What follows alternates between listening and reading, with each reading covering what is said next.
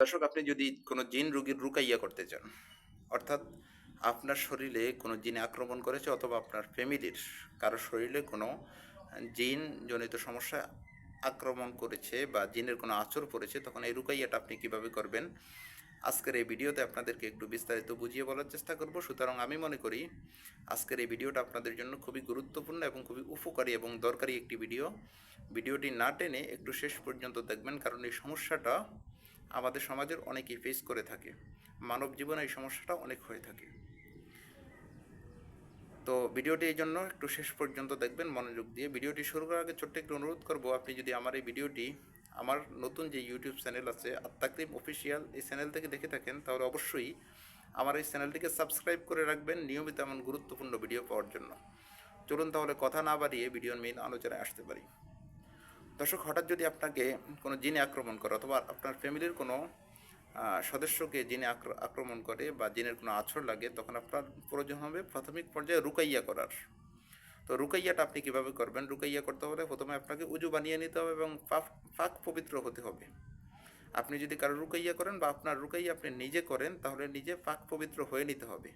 এই যে সম্পূর্ণ পাক পরিষ্কার হওয়ার পরে কারো যদি রুকাইয়া করেন, তার চেহারা আপনার দিকে এবং আপনার চেহারা তার দিকে করে নেবেন।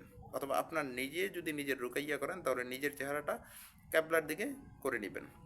করে নেওয়ার পরে প্রথমে 7বার সূরাতুল ফাতিহা 7বার পরে আপনার শরীরে আপনি নিজে 7টা ফু দিবেন।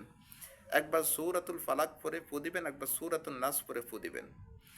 তারপরে করণীয় হচ্ছে আপনার সূরাতুল জিন 29 পারা যেটা অবস্থিত, সূরাতুল জিনের প্রথম 5 আয়াত 7বার করে পাঠ করবেন। 7বার করে পাঠ করে 7টা ফু আপনার নিজের শরীরে নিজে দেবেন, অথবা যার রুকাইয়া করবেন তার শরীরে আপনি 7টা ফু দিবেন।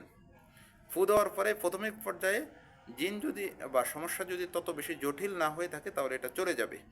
আর যদি জটিল হয়ে থাকে, আপনার আরেকটু কাজ করতে হবে, একটু সরিষার তেল দিতে হবে। সরিষার তেলের ভিতরে আল্লাহুম্মা আজিরনি মিনান্নার এই দোয়াটা 21 বার পরে 21টি ফু দিবেন, তখন তেলটা ফরা হয়ে যাবে। এই তেলটাকে ওই রুগীর গায়ে মালিশ করতে দিবেন এবং গরম বাদ দিয়ে একটু খেতে দিবেন। বাস, প্রাথমিক পর্যায়ে আপনার এতটুকুই কাজ শেষ। আপনি ইনশাআল্লাহ 100% আশা করি সাকসেস হয়ে যাবেন এবং জিন আপনার শরীর থেকে পালাতে বাধ্য হবে। দর্শক, আমার কোনো কথা যদি না বুঝে থাকেন, তাহলে স্ক্রিনে দেওয়া যে ইমো এবং হোয়াটসঅ্যাপ নাম্বার আছে, এই ইমো এবং হোয়াটসঅ্যাপ নাম্বারে আমার সাথে যোগাযোগ করে অবশ্যই বুঝে নেবেন। ধন্যবাদ, ভালো থাকুন, দেখা হবে পরবর্তী ভিডিওতে। আসসালামু আলাইকুম রহমতুল্লাহ।